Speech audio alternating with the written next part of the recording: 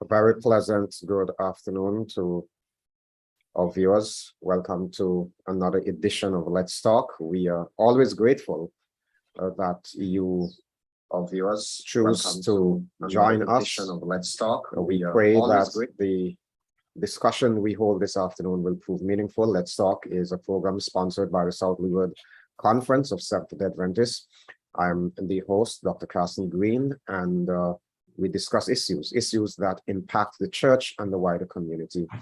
For the last 3 weeks, we have been discussing, sharing with several young Seventh-day Adventist professionals from around the world. We have had feedback from the United Kingdom, from the continent of Africa, from the United States of America, and of course here in the Caribbean, throughout the unions of the fields of the Caribbean Union.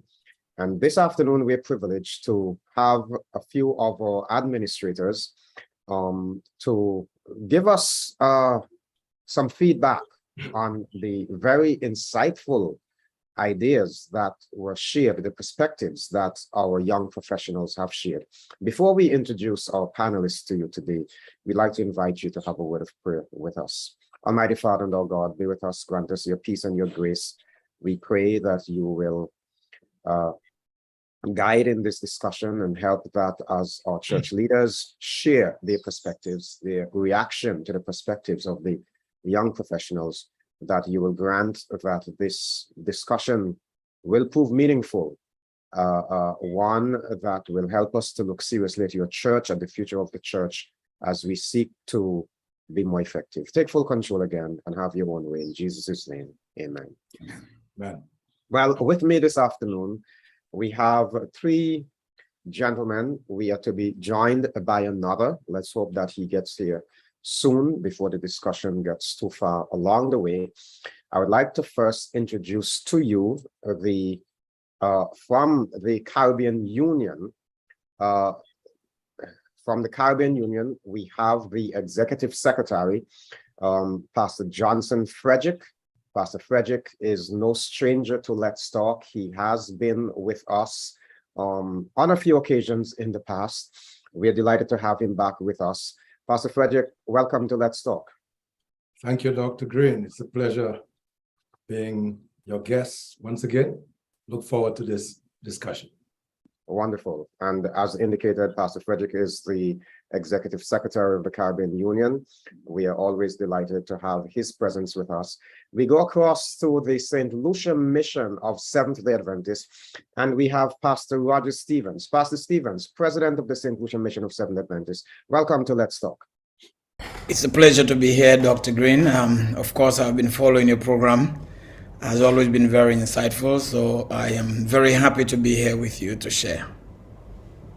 It's a delight to have you with us, Pastor Stephen. This, I believe, is your first time in Let's Talk. I believe It's the second time. All right, the second time. Yes, one time we did have all the presidents. We're delighted to have you with us. I want to go across now to They like to say that the North Caribbean Conference is the mother of the South Leeward Conference. We are delighted to welcome President Desmond James. Pastor James, good afternoon and welcome to Let's Talk. Good afternoon, Doc. Always a pleasure to be in your company. Wonderful, wonderful. Delighted to have you. And then for the first time, I think I can say confidently, for the first time on Let's Talk, we have with us this afternoon the president of the University of the Southern Caribbean, Dr. Colwick Wilson. Dr. Wilson, welcome. Well, thank you very much, Dr. Greene. I am so excited to be here. I'm listening to a number of the programs, and I was hoping for the day when you would invite me. So I'm grateful to be in here today. Well, we're delighted to have you, and I want to let you know that this is not going to be your last invitation, sir. One of these days, we will have you discussing all things USC. And I'm looking forward to that one as well. Gentlemen, it's a delight to have you all with us this afternoon. We are so very grateful for your presence with us. We know that you have busy schedules I do understand, for example, that Pastor Johnson Frederick right now is on the campus of the University of the Southern Caribbean, the South Caribbean Conference, whose president would ordinarily have been here, but they're having their camp meeting this weekend. And you know, we're delighted that you have chosen to grace us with your presence this afternoon. Now, gentlemen, we have you here because for the last 3 weeks, I have been discussing with some young Seventh-day Adventist professionals. They have expressed their perspectives on various issues regarding the church. I want to begin by saying that it is clear that God has blessed his church with an abundance of resources. As I listen to these young professionals, you know, I say to myself, what a pool of rich human resources that God has given this church. These young professionals represent, to a great extent, the thought leaders in our organization, and their views ought to say something to us. So this afternoon, I've brought you together as a group of church administrators together to react to the perspectives of our young professionals. We have but 1 hour to react to the various views and perspectives of these young people who have shared over the last 3 weeks. It was personally a wonderful experience as I listened, you know, to them. They spoke with passion, with a certain degree of frankness. More importantly, they challenged us as leaders. So my first question to you is this. Among the professionals who represented were software engineers, graphic designers, lawmakers, environmental biologists, medical professionals, human resource management. We had university professors, among others. Do you think that as a church, we are making sufficient use of these resources? And if not, what can we do better? I don't know which one of you would want to be the first to jump in on this, but let me go to the Caribbean Union. Pastor Frederick, let's hear your reaction to this. Yes. I must join your sentiments, Dr. Greene. I listened to the program and I have been very impressed with the quality of young people that we have around the Caribbean Union. And I think Dr. Wilson would be very gratified because the institution that he now leads has contributed immensely to our resource bank in the Caribbean Union Conference territories. I think the question is whether we are making sufficient use of those professionals. Yes. So I would hate to say we are making sufficient use. I think by and large we involve our professionals in many things, initiatives that we undertake, many programs. They are very involved in the life of the church. But are we strategic with utilizing their resource? Maybe not. I think we can be more intentional, more strategic. And that would mean envisioning bigger things and allowing them to actually undertake, go places that we've not been before. I think we have adequate resources to really push back the frontiers of our operations. So if you ask me, is it sufficient? I would say no. If you ask me whether we are making use of them, I would say yes.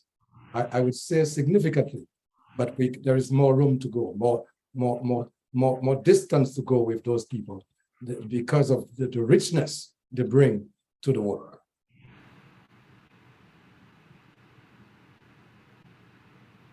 If I may add, Dr. Greene, Yeah, sure, go ahead. There is an approach called reverse mentoring among our young people. This is where the leadership of the church or organizations are asked to sit with the young people and learn from them.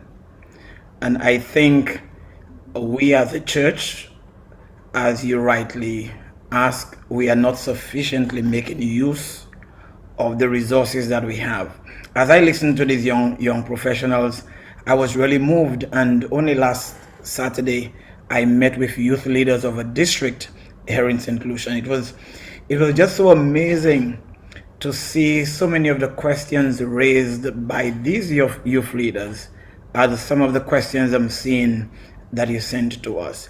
I don't believe we have understood the new era as it relates to our church. When we think of our our church attendees and enrollment, it is made up mostly of our young people. But we are stuck in the past as it relates to planning.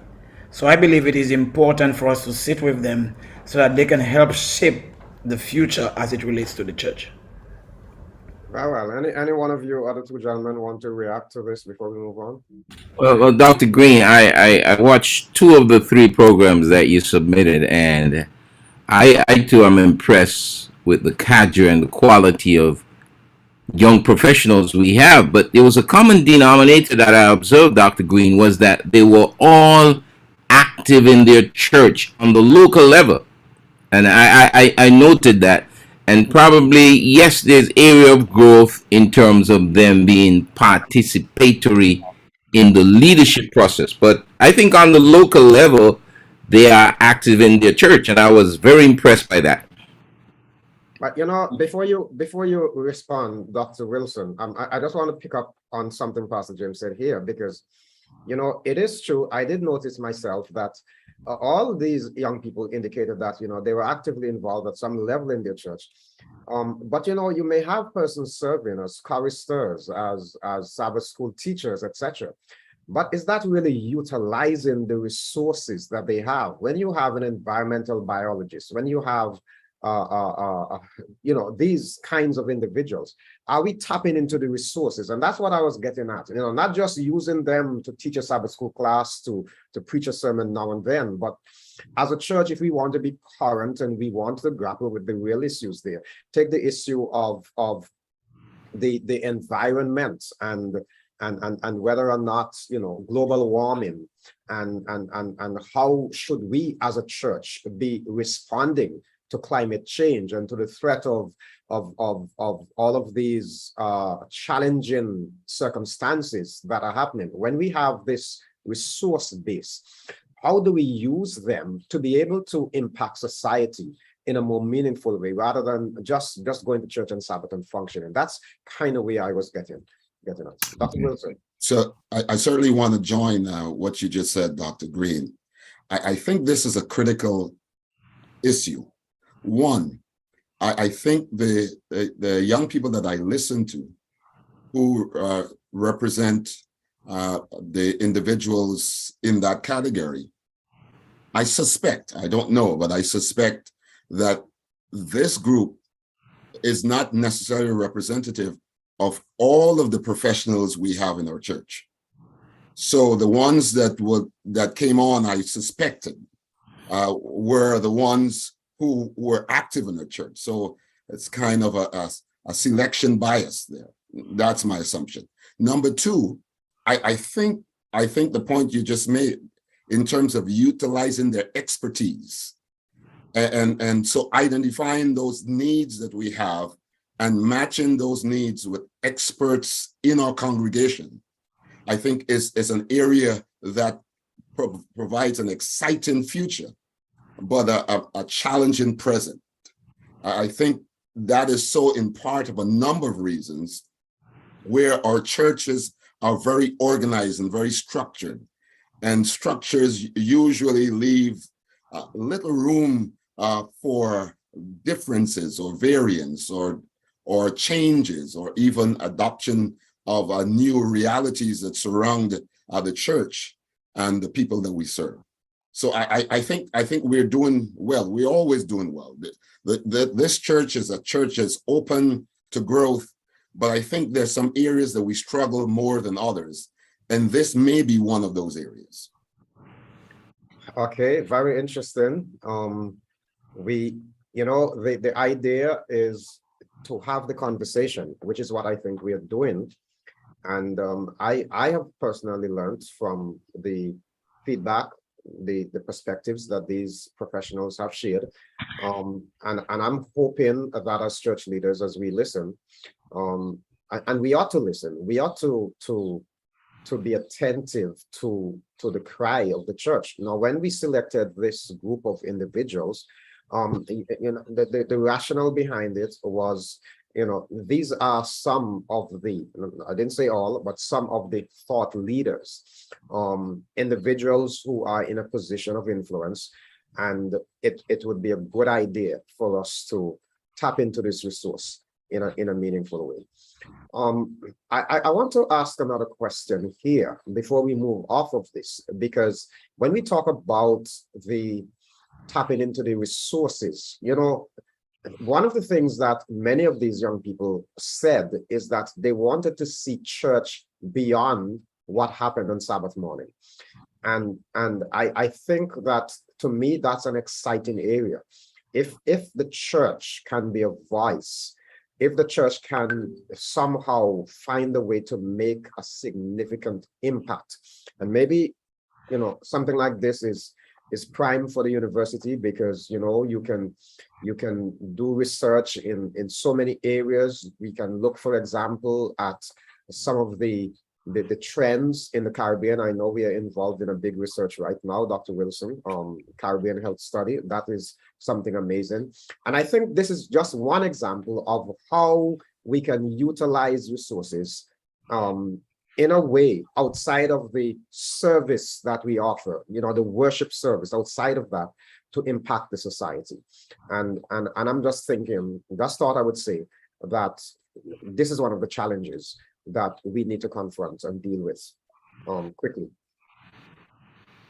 I think, Dr. Greene, the issue of the relevance of the church in the lives of these young professionals remains a challenge. I mean, the Barna Group, as you know, is one of the more influential group that does research on trends in religious organization. And, one of the books that I find very fascinating is a book that they wrote out of their studies entitled "You Lost Me: Why Young People Are Leaving Church and Rethinking Faith." And I think they came up with about 6 reasons in that particular book. One is this idea that the church is more inclusive rather than being all embracing, so that the church seems to be relevant within the context of service of our religious services rather than in the lives of the people. And for these professionals, remember, these professionals live and work in places where we normally don't spend time infiltrating. So when they go to work, when they interact with their peers, the connection that they see or the face of the church in the places that they work is very limited.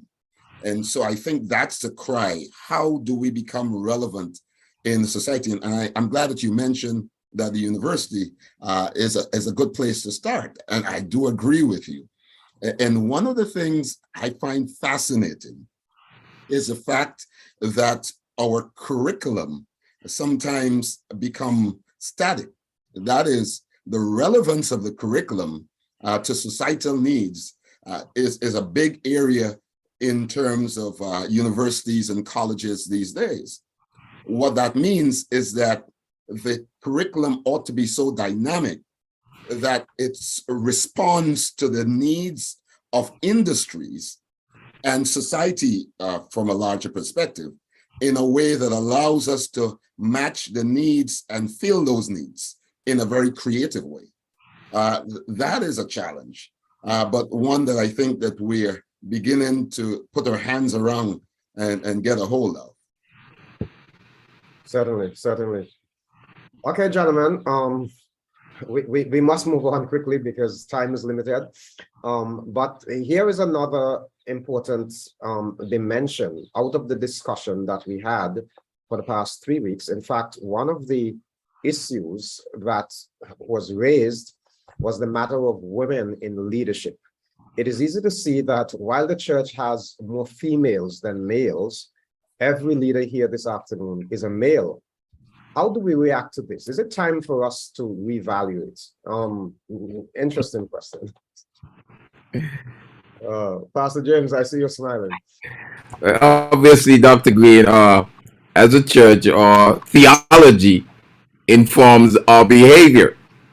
And the very fact that you chose institutional leaders, and the reality is that in our church, a woman in the highest she can achieve is being the executive secretary. So this is the reality of where we are.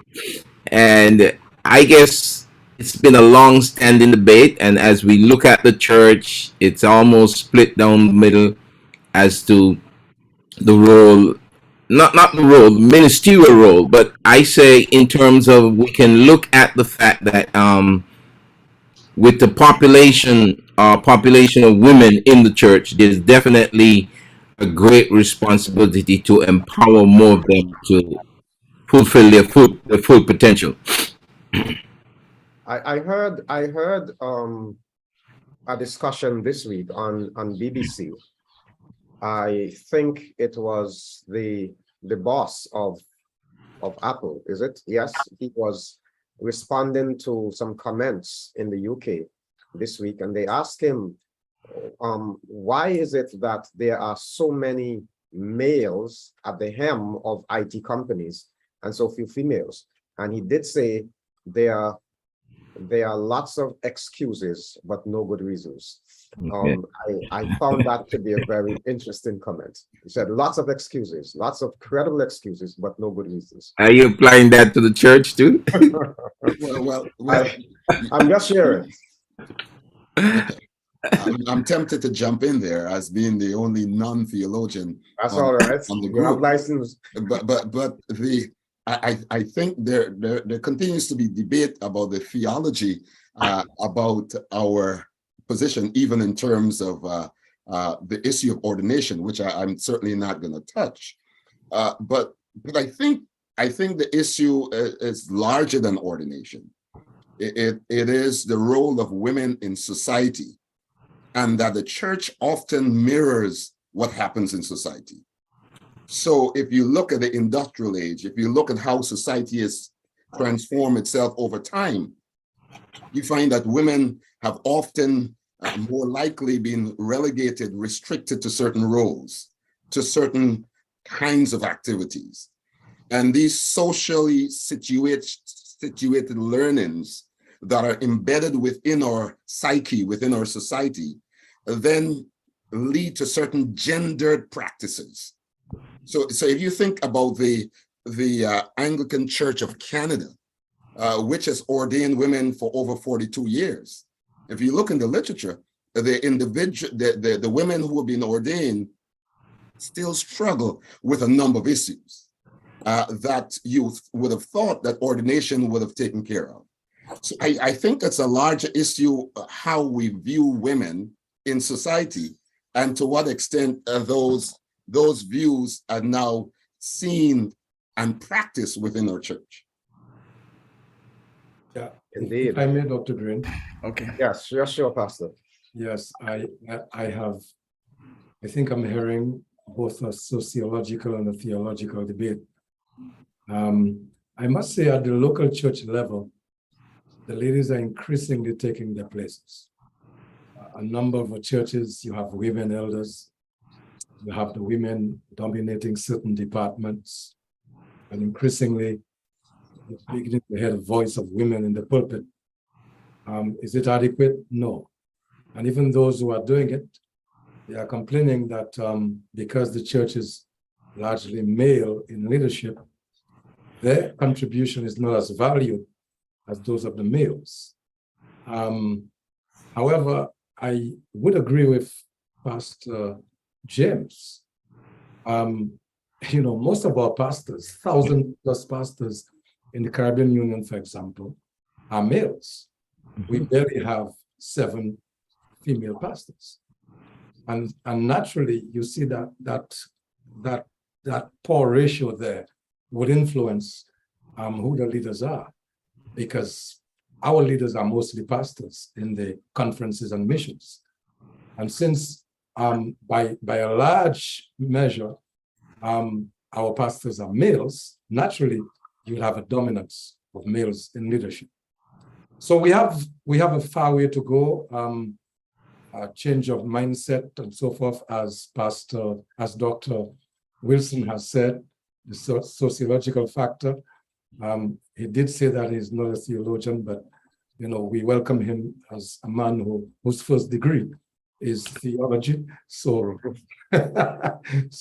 so he's given us. He has the advantage, the sociological perspective and the ministry perspective. And Dr. Wilson, yes, we have a long way to go.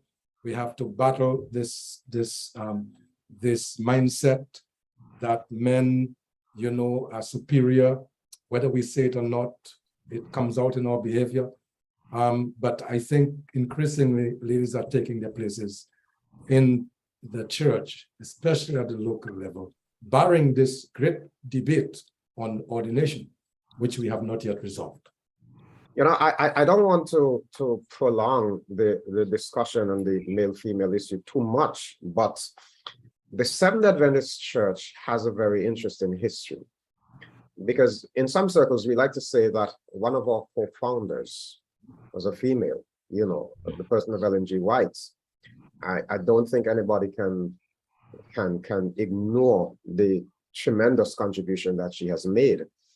And if we're talking about the prophetic ministry, one needs to consider the implication of who a prophet is. When we look at the Bible, the prophet, the prophetic ministry, the call to the prophetic office is an outstanding ministry, a very significant one. And so perhaps as a church, we do need to look. Now, Pastor Frederick, I think it was, who mentioned that at the local level, we have a lot of women in leadership, but I still think we have a significant number of persons in our churches. We have in the South Leeward Conference, we have had three female pastors. One of the few fields that have had female pastors. Perhaps you may say we were pioneer in female pastoring in the Caribbean Union. And in one or two of our churches, you still get pushback from a pastor being a female. So perhaps we need to be a little more intentional in terms of how we orient our members to the idea of a woman leading out. Dr. Greene, and I agree with you, if we want to change it, I think one of your guests, the young professionals, recommended that we constitute it. Do we agree with that? In other words, if we have this big demographic of our church population that is there, do we say constitutionally then we can say, hey, going forward, X amount of proportion, a certain percentage of our leadership must be? Is that, you think that will make a difference going forward?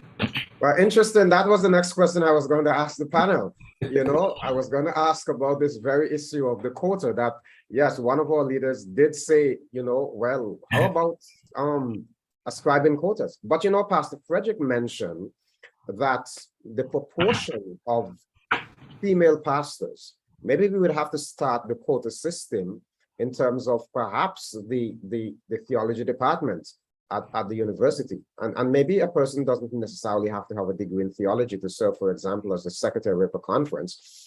But I'm interested to hear what the rest of you think about the suggestion. I think, Dr. Greene, as was said before, yes, there is a great disparity between, the male leadership versus the female. But when we think of the world church and we think of different cultures within the general conference, we must do this with much education. We must be intentional as it relates to educating, because as was said, even where we have female pastors serving, there is still pushback. So I think there must be education going forward. while the debate over women ordination continues, we need to ensure that there is sufficient education from the local church across the board. There must be sufficient education for the process. Mhm.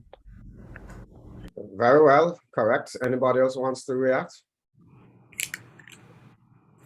Well, Okay, I think we're accustomed to quotas, you know, but the quotas that we are accustomed to are the ones that are comfortable for us. So if we're selecting delegates to attend a conference, we skillfully look at the size of the conference and we come up with appropriate mathematical solutions that appear very fair.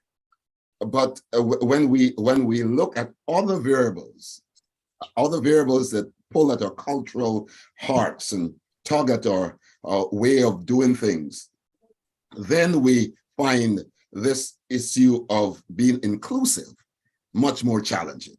So I think we have to, as leaders now, decide, well, where are we culturally, and are we bound to those cultural norms that we practice? Are they biblical in the first place? To what extent we should invest our resources to educate, as President Stevens said, our members and our men in the church. I think it starts there with us as leaders, as men in our homes, how we educate our daughters, our nieces, our sisters, how we relate to them, how we value their ideas and their role in society, and the complexities that exist in terms of what they bring to the table. I think we have an opportunity always to make a difference where things may appear very static and culturally bounded at this time. It's interesting that you are saying that, Dr. Wilson, because we do have a few questions, and one of them is the cry for female spiritual leadership culturally driven or biblically sound? Are we merely following societal trends? So when I heard you just now, I thought, wow, it's interesting that you're making those comments in light of this question that has come in, and whoever it was that asked this question, the idea here is that, you know, the matter of the posture of some persons is this a biblically sound position, or are we just following societal trends? And we can choose to look at it from one way or the other, but it's an interesting question. Yeah, Dr. Greene, if I may, I mean, this is a very interesting question. And I think this is what has placed the church right and left. So some people argue that the issue of gender in leadership and ordination is sociological. Others argue that it is theological. Depending on what school you are in, you will either argue for ordination of women or against ordination of women. I am in a sense theological in my thinking, and I'm the first to argue that the Bible makes it very difficult for us to come to a black and white conclusion on the ordination of women.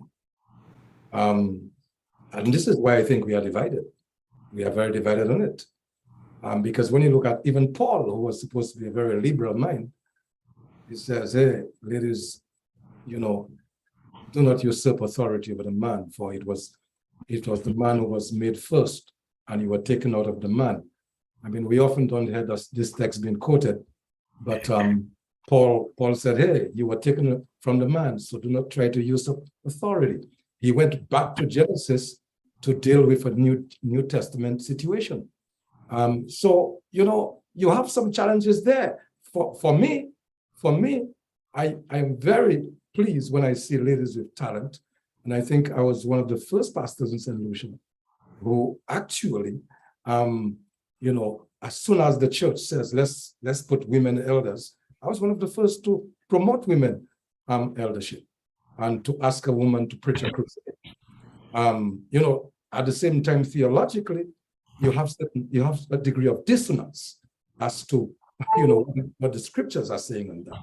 But let me just say in closing on this section that in our bylaws, the church is showing some sensitivity to women in being involved in the church. For example, in the bylaws of the Caribbean Union Conference, and even those of the fields, it says that ensure that when you are choosing delegates and you are choosing people to represent the church, that you are gender sensitive and age sensitive. Is that enough? Maybe not. Maybe we need to say, when we go to the nominating committee, ensure that we look at also male and female. But I think we are gradually getting there, Doc. The language has been spoken. And Dr. Greene, if I may chime in, I don't think it has to be either or. I think we are safe outside of ordination in saying that theologically, God liberated women and they're free to fulfill their potential in whatever their abilities and talents are. And culturally, eloquently, it speaks to us the greater majority of our church populations are women. So empower them and let them achieve their full potential and participate in the church. So I don't think it has to be either or outside of our ordination principle. You're muted, Doc. You're muted. Sorry about that. That's the point I was going to make. I was going to say that, maybe we need to leave the ordination issue alone and answer the question whether or not we can't have women in leadership if they're not ordained. I mean, Pastor Frederick mentioned one text that Paul, and we're not going to continue with the debate that Paul used, but Paul also said, in Christ, there's neither male nor female. So I guess the debate goes on. But interesting. I do want to move on anyway. I want to, at this time, take another question that some of our viewers have, and the questions are coming in. So I want to go to the very first question that was asked this afternoon. Maybe this question is more for me than for you, but it says, will there be a corresponding opportunity for non-professional Adventist youth who have proven themselves and made their mark to voice their views?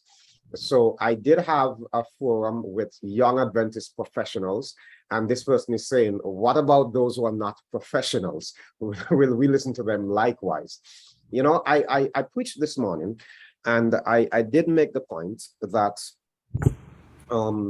we have to try as best as possible to develop as best we can. At the end of the day, we are all equals in the sight of God. The fact that one person has a doctoral degree and another doesn't make him or her better or more suited for a particular office than the other. So I want to make it clear that the intent was not to disenfranchise anybody. But I also do believe, and I made this statement in my sermon today, deliberate mediocrity is a sin. So whatever we do, we must do it well. But we do want to hear from everybody. And it has been 2 years since we've been having this Let's Talk program.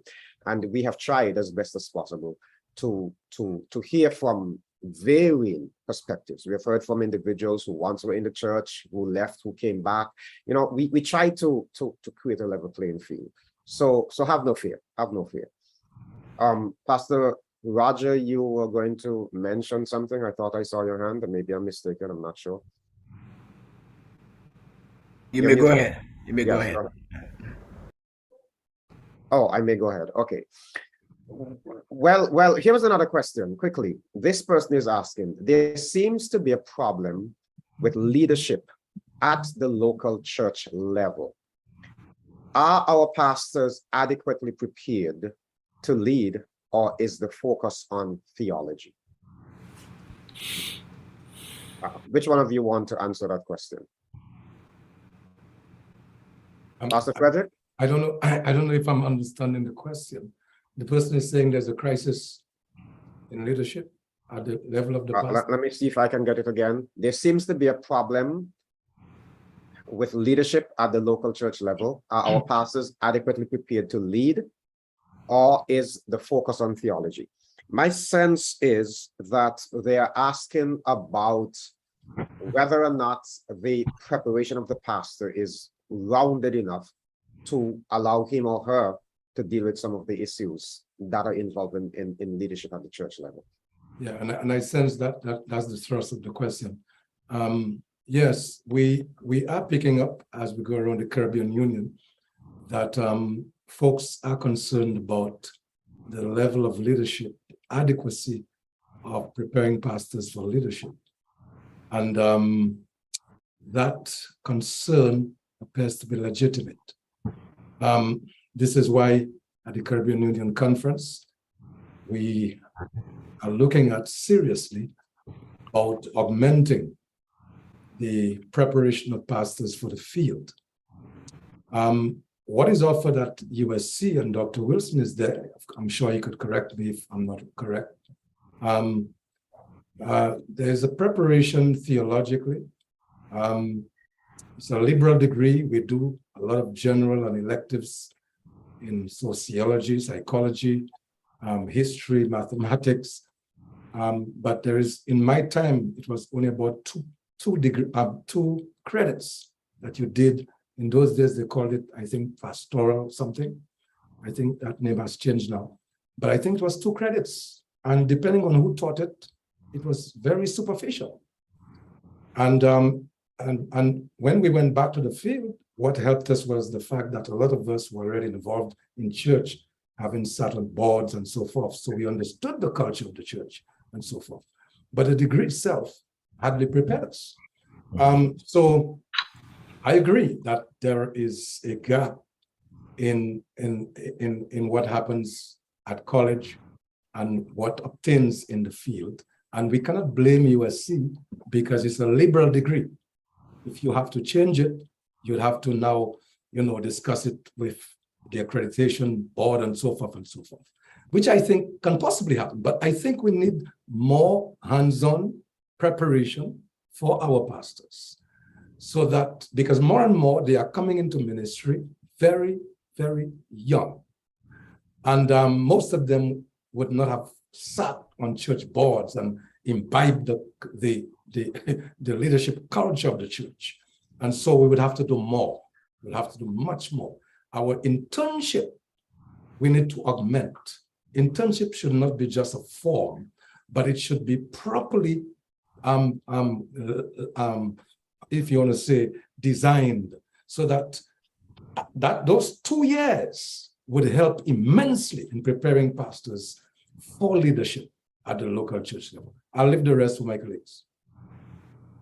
Doc, if I may say, of course, I think the theology degree either offers 1 or 2 counseling courses, but not at any deep level. And we are seeing in the field, this question is very loaded, because the person understands the needs on the ground in the local church. And a pastor coming out, our degree seems to be more theologically bent, which of course is important. But the needs on the ground right now, there are a myriad of issues, especially as it relates to family life, as it relates to divorce, and many of our degree does not prepare us for that. One of the reasons why young people leave the church, as Dr. Wilson would have referred to the Barna Group research, it shows that one of the reasons why our young people are leaving church is because they view the church as being antagonistic to science. When it comes to science and the mind of the youth right now, is the theology degree really preparing for the young minds, the scientific minds that we have in our churches? So I think truly our degree is very theological, but does not adequately prepare a pastor for the serious issues that are on the ground among our parishioners.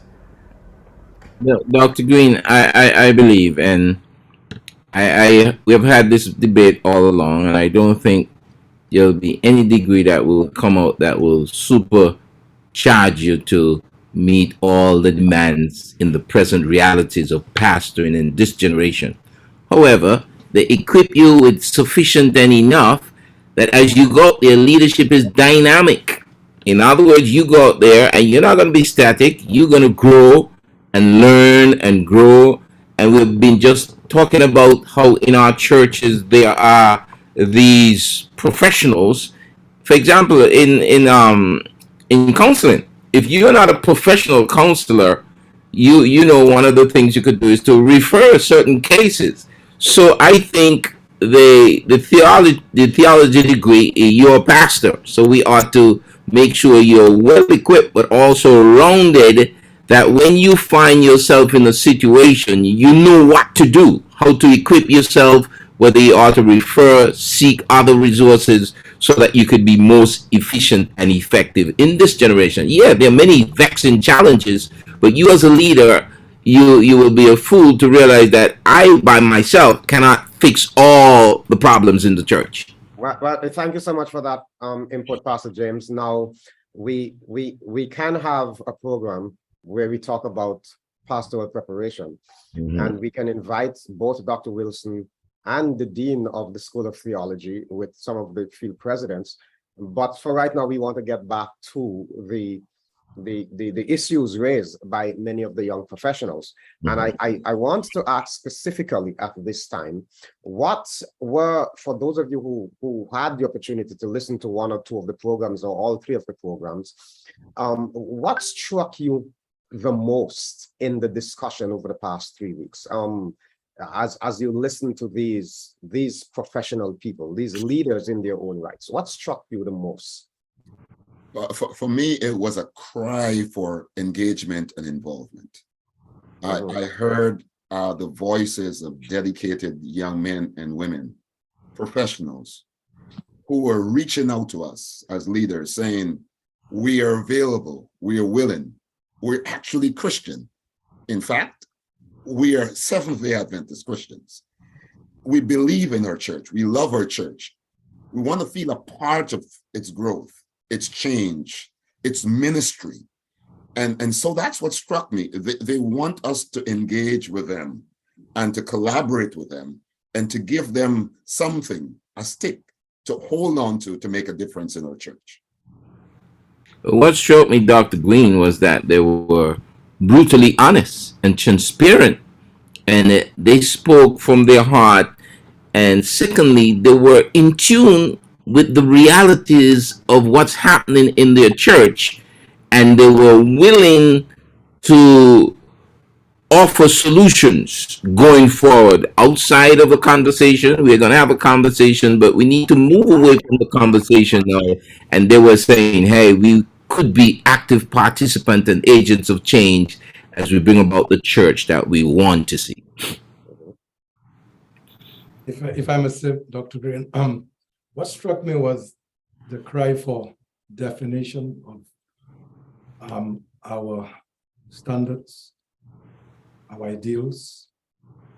And I was very encouraged when one of your panelists said, hey, we need to understand the why, not just the what. You know, and very often we say the what you must do. But tell me the why. Give me the underlying or the undergirding meaning of this, of what you are asking me to do. So they're asking for intellectual engagement. Don't just shout at me. Engage me and help me to understand the meaning of why the church is taking this stance. And this calls for, I would say, intellectual sensitivity. Not just, it's easy to shout. It's easy to say the what, but tell me the how and tell me the why. And our sermons must increasingly, in order to appeal to this generation, this era of what, just the what, is over. We need to engage the minds of the young people and help them to understand why the church is saying this and how I can grow, how I can become how I can be what you asking me to become. And I think I really was impressed with that very insightful comment by some of your panelists. What struck me, Dr. Greene, was the love and passion that I saw from these young professionals for the church. And out of this passion is a cry for collaboration, for greater impact in the society. I listened, and many of them were saying, look, let's try to change what we do, our approach. Can we not impact the wider society in a greater way? And we are here to help. We are here to offer, the suggestions, and we are willing to partner with our leaders to make it happen. But it was very, very evident the love that they have for the church. They want to see the church do better. Thank you, gentlemen. Dr. Wilson, I was thinking here as you all shared, and you all each of you said so much. But I was thinking effectively what we had over the last 3 weeks was some focus groups. And we're now doing some analysis and feedback. So in a sense, it's a research, it's a sampling of the way the church, that demographic of the church see things. Now, this is an important demographic of the church. We can't get away from that. So I think it is instructive for us to listen. And by listening, I'm not saying hearing, I'm saying listening, be intentional about getting, use the information to some good, to some positive good as we move forward. No, I do agree with you, Doc. I think this was a well-designed focus group and well implemented. I think the population, the population group that you selected is an important group, and I do endorse the point that there are many different groups in the church, and I again congratulate Let's Talk for seeking to be inclusive, to reach out to the different groups, and I think the idea of ensuring that we learn in the moment is something that we as a church is not really good at. I think as a church, we tend to have learned. That's a what that Pastor Frederick was talking about. We know the what, and we've concluded that the what will remain what it is. But I think our young people are saying that life is a little more complex for them, and having grown up with the complexities that many of us probably didn't, they think that our what is somewhat judgmental and limited and restricted, and because they grew up with, for example, brothers and sisters in their families or in the church who have a different sexual orientation, and they're very comfortable with them. And then they hear the what presented in a way that is different to how they experience their relationship with these individuals. Then they feel as if the church is a little too judgmental in its approach. Now, I've experienced, I think one of your panelists talked about the hospital versus the hotel. Mm-hmm. And that whole notion, I have found the church to be a hospital, and I found the church to be very caring. But I've also realized that the church can be something else. I remember one administrator told me in my 4th year at CUC back then that you will be forgiven. Not me, but a young man in ministry would be forgiven theologically, but not professionally. I never forgot that.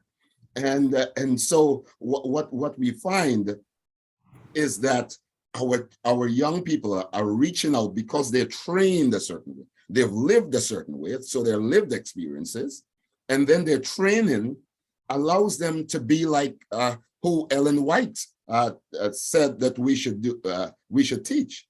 And I think Ellen White's point about not mere reflectors of other men's thoughts, I think is demonstrated among this group.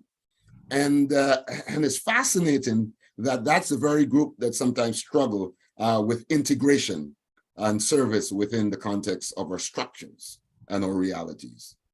Indeed. Now, gentlemen, our time is almost up, believe it or not. We have just about 4 minutes. And we will continue this discussion next week. But I do want to squeeze one last issue in. Let us adjust, and yeah, there are lots of questions that we didn't answer, but like I said, we will continue next week. But let's look at the local congregation quickly. Some of the professionals we spoke with mentioned that when we view the church at the larger levels, the general conference and the division, etc., we see a wonderful structure. They think, however, that there is a lot to be desired at the local congregational level. Let's talk about this a little bit. Some persons think that, you know, at the congregational level, the church is struggling.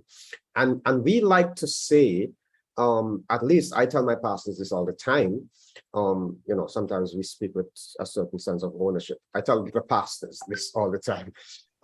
We like to say that real ministry takes place at a congregational level, so that at the end of the day, that local congregation is what matters. So can I get your reaction to that quickly?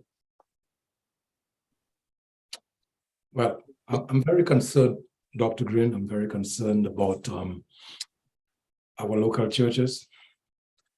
And I must say that those comments were very insightful, very insightful. I really appreciate these young people. And it is true. I think we need to pay much more attention to what happens at the local congregations. Our pastors need to pay much more attention to them. They are the ones, no matter how good we look up there in the office, you know, the president, secretary, directors, if the local church is not adequately taken care of, nothing will happen down there. I can never forget the seminal statement that Dr. Leto made some years ago when he said, if it is not happening in the local church, it is not happening. And I think we need to pay much more attention to our pastors. They are the ones who interact with the local church. They set the tone along with the elders and the local leaders. We need to really pay much more attention, deliberate and strategic attention to these leaders, our pastors. But you know, Pastor Frederick, I'm wondering if, you know, some years ago when we didn't have transportation, when the mode of transportation was walking or you're using donkeys and that kind of stuff. Now that people go where they want, pretty much so. I know individuals on Sabbath mornings drive past 3-4 congregations to get to the one that they have chosen for themselves. Is it time for us to begin to consider the structure of the church? We have pastors with 13 churches, with 10 churches, with 8 churches. Is it time for us to begin to look at maybe combining some congregations, having more resources at the local level? Because you may have, I did some quick analysis in the city area here in Antigua. You know, in a 2-mile radius, you're talking about maybe 12 churches, and some of them are struggling.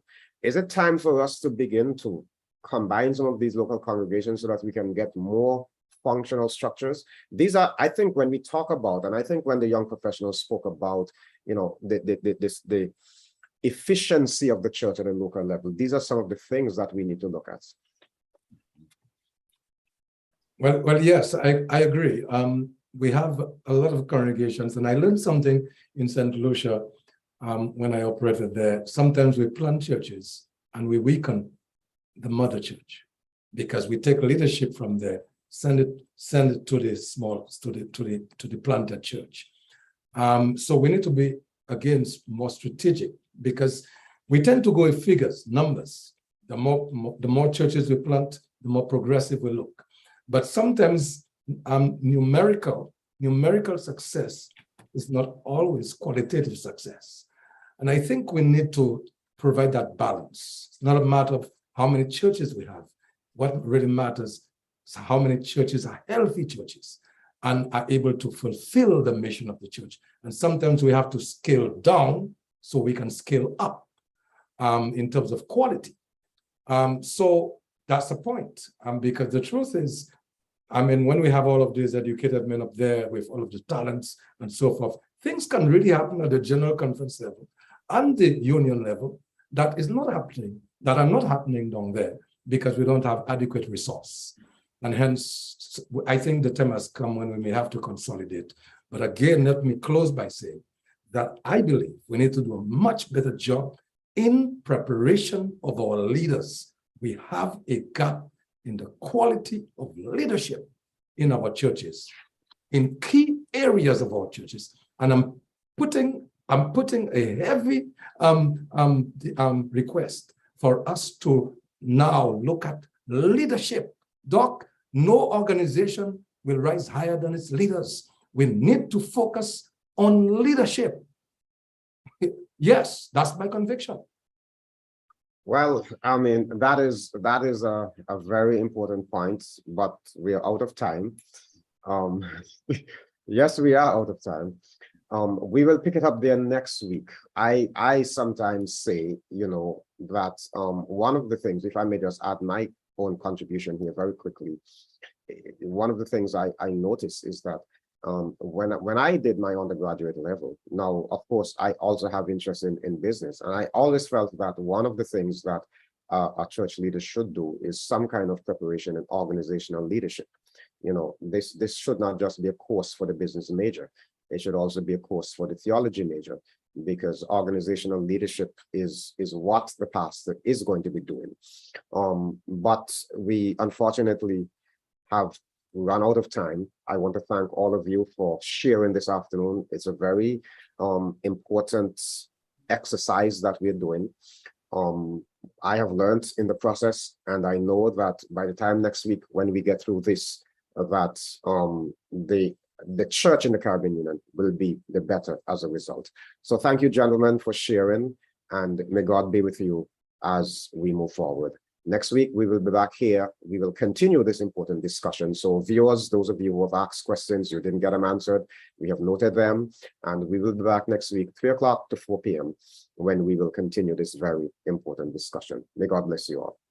Thank you very much, Doc. Thank you, Doc. Thank you.